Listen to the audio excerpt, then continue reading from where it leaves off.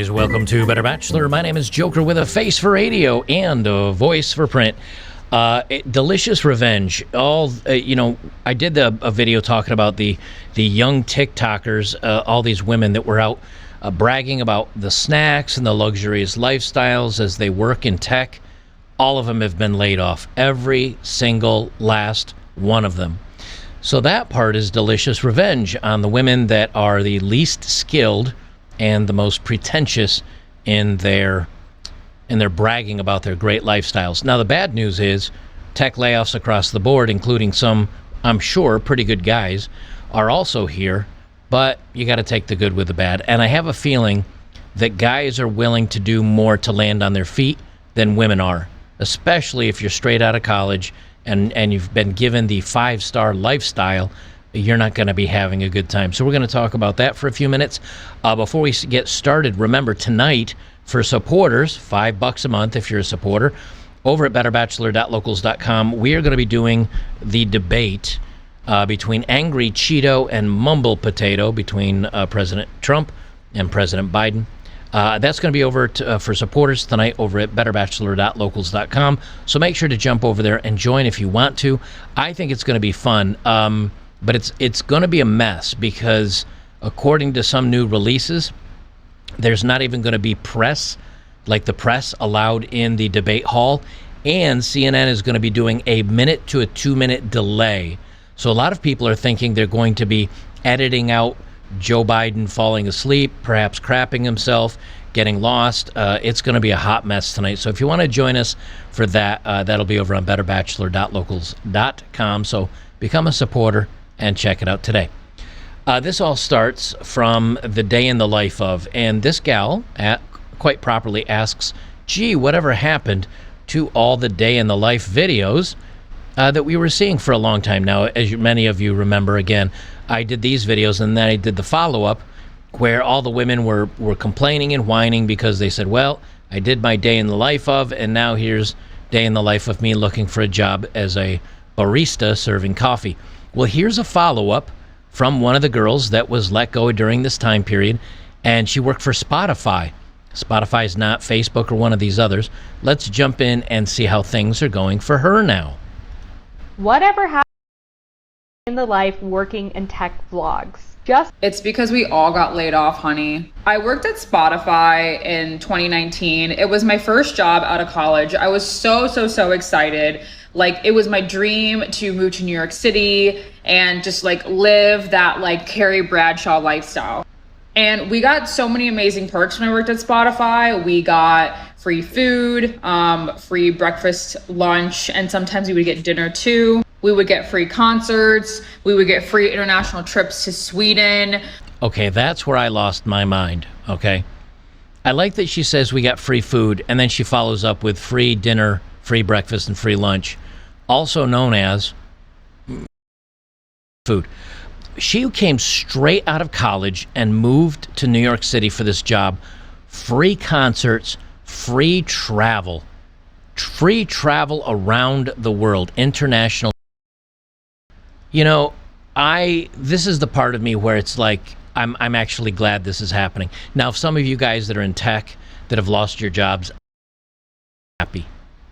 But if we're being realistic about this, how many of you in tech were also getting free international travel and 3 meals a day? When I was in tech, as a network engineer, we were lucky to maybe have a pizza party once a week. And when I mean party, I mean stop work, go load up 3 slices on a plate, go sit your ass back down at your desk and continue working. So it wasn't much of a party.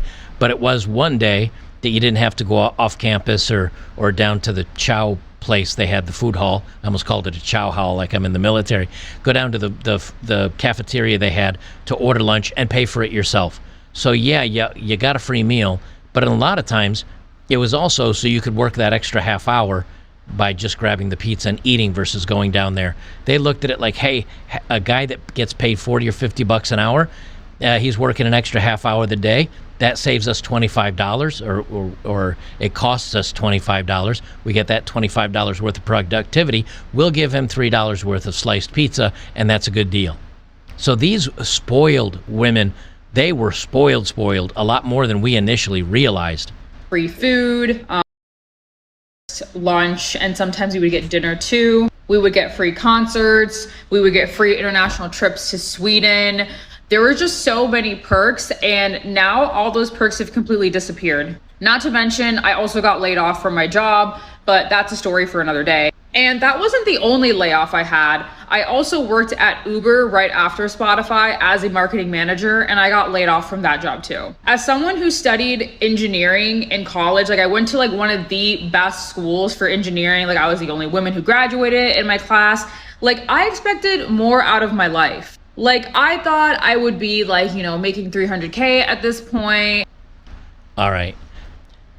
Women like this, and young people, but especially these women, this is the same as if you're a guy, you're 8, you go to college, and you end up sleeping with a supermodel your first semester. Like a supermodel is your girlfriend. She does all the craziest things for you in the bedroom you could ever want in your entire life. And now you have to go back to dating women that look like this, that want to give you attitude and don't do any of the chok tua on Friday nights. These employees are ruined for life. Nothing is ever going to live up to their expectations anymore. She is fresh out of college as of, 4 or 5 years ago. She was being flown all over the world, being given these lavish foods, free concerts, huge salary, and she expected to be making $300,000 a year after being in tech for 4 or 5 years. I was in tech a decade and was cheering for joy when I finally crossed that first 6-figure salary into the 100,000s. These women are so spoiled, and there's no place to go but down. What I see happening, especially now that the economy is getting worse and reality is set in for the venture capital money and these investment firms and all the craziness that they did with being able to borrow money for free, basically, none of this is coming back. Like, it probably, at least in these people's lifetimes. They're going to have to realize that work is actually work, and you're going to have to bring your own coffee and food. Maybe you'll get a snack every once and again if they're nice to you, and you'll be happy to get 6 figures. This woman is alpha widowed on jobs for the rest of her life. And a full-time benefits, but for a lot of my friends, this is not the case anymore. You do not want to work in tech, actually, because you are probably going to have your job replaced by AI or replaced by something down the line, because now all they want to do is just cut on costs. But yeah, the tech industry is so... She drops the F-bomb here, so that's where I'm going to pause it. She says it's so effing bad. It's so effing bad, and that's the end of the video. So I just stop it. Couple of words early. The cursing from her. This, again, for those guys that are in tech right now that might be suffering, I feel for you, and I do feel sorry for you. I hope, and I have a feeling that most of the guys are going to end up keeping their jobs, because guys are low maintenance. Guys don't need the extra time off. Oh, I have cramps today, I gotta go home. Oh, I'm not getting the free food. Oh, I don't have time to surf on my phone and keep up all my social contacts and post on Instagram selfies on... Like, I think most guys are more of the, no, I need the money. That's fine if I can't check my phone. Like, just let me keep working. Now, maybe the younger guys don't like that. But if you're my age, I'm on my phone all day. Looking at news stories, listening to podcasts. I'm on my phone an extensive period of time. And if you follow me on Twitter, you'll say, oh, he posts stuff a lot. So I am in contact, but with electronics and things. But if it was like, hey, man, we're paying $125,000 a year to do roofing and digging ditches, I'm roofing and I'm digging ditches and I'm not touching my phone. And I'm not going to be upset if I can't, get a free meal and get all these free flights all over the world. And, like, that's a good salary. And yes, it's back-breaking work. Ironically, we pay the people that sit in front of a computer all day, that are in air conditioning, that probably are doing the easiest work. We pay them the most. And I am speaking from first-hand experience. I was one of those guys that sat in a floor in a building in RTP, which is in Raleigh, North Carolina. There were 1,000 people just like me that sat listening to, watching YouTube videos or watching a movie while I'm working on my computer, diving through code to see what went wrong on a router or a switch or with the product that I was working on at the time, which was actually a product that used SNMP and TCP and IP and UDP to scan networks and all this other stuff, right? Well, that was the easiest job I ever had, and it paid the most. And then you look at the guys that are digging ditches in the sunshine, and they're up on roofs fixing HVAC and the roof itself. Those guys are paid not always the greatest. We've somehow found a lot more value in people doing the easiest work.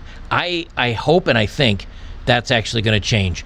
And again, to you guys that sit in AC in front of the computer and you got a fan blowing on you, and like, I get it. It's cerebral work, and in the long run, that might bring a company a lot more money if you design a new program that'll make them hundreds of millions of dollars. But we do need to find value in the labor again. And with the economy getting weird and with things falling off a cliff, I do think those blue-collar jobs are going to start coming back in value. And you're going to be a plumber that says, like, my booking is full right now. Like, I have so many homes I'm doing repairs on in the neighborhood. If it's an emergency, I'm going to have to put other jobs aside. You got to pay me $500 or $1,000 to show up to stop your toilet from, leaking all over your bathroom. And there's going to be people that'll say, I will pay that. So maybe this is the turnaround. Remember, they said, the economy being bad and technology, that's only temporary.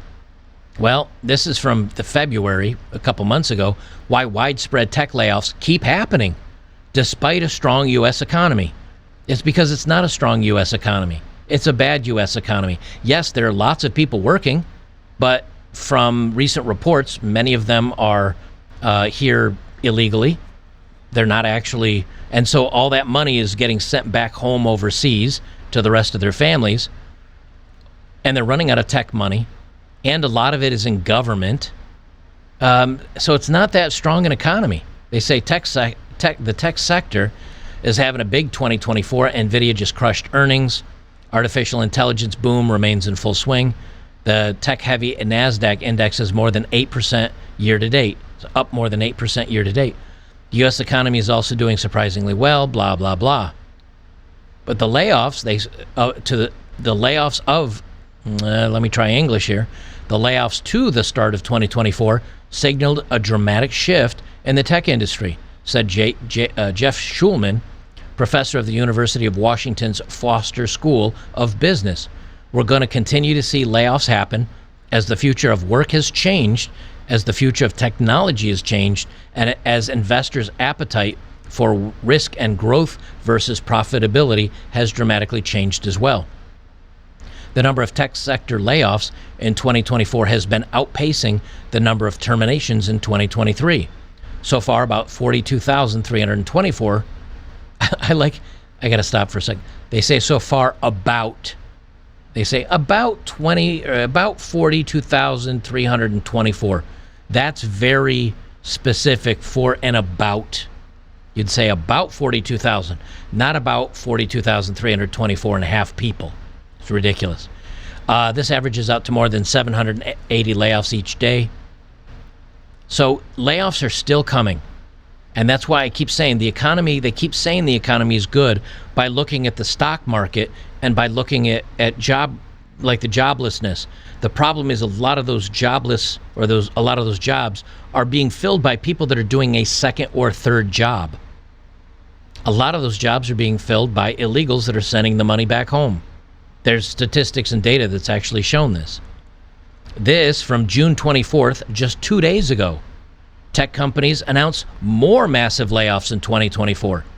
Layoffs affecting nearly 100,000 workers highlight ongoing challenges. So they're getting ready to lay off another 100,000. And this was written from Istanbul. So a lot of the jobs that we have here in the United States, they shipped out to save money. They shipped them to India, they shipped them to South Korea, they shipped them to various places around the world, and those jobs are being lost even after they've been shipped out. They say in total 344 companies tracked by the website have laid off or announced plans to lay off another 100,000 workers since the beginning of the year. So that's in addition to the 42,000 that was done in February. There's no sign of slowing down. And I found this graph. Let me see if I can, let me see if I can stretch the page here to show the entire graph. That's a little bit too big. There we go.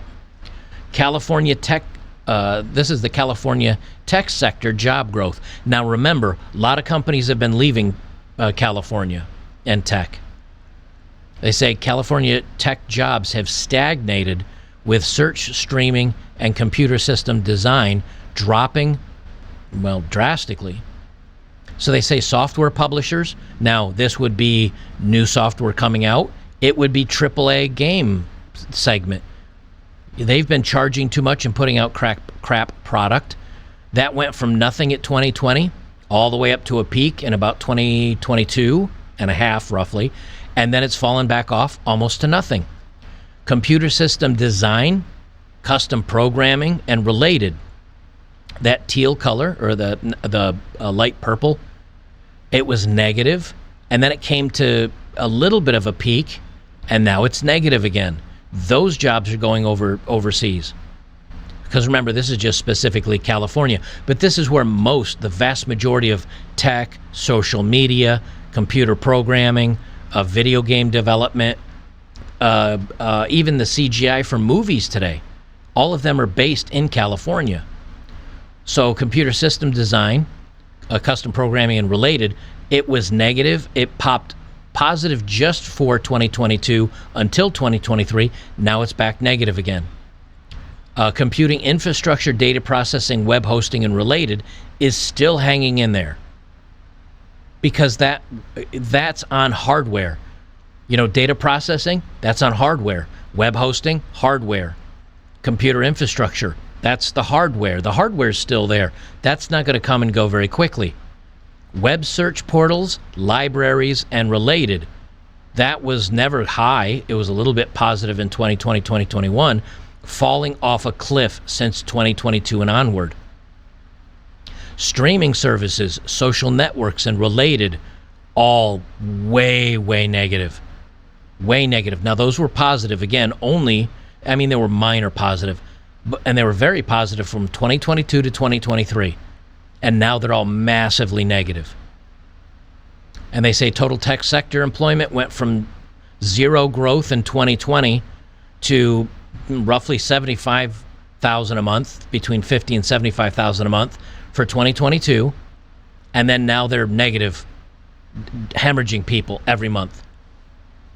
What we've got is a situation where, I didn't realize my green screen has sunshine on it. It doesn't look very good. It looked like I'm in the Matrix. We've got a point to where there was a lot of boom during the bug because a lot of people were stuck at home.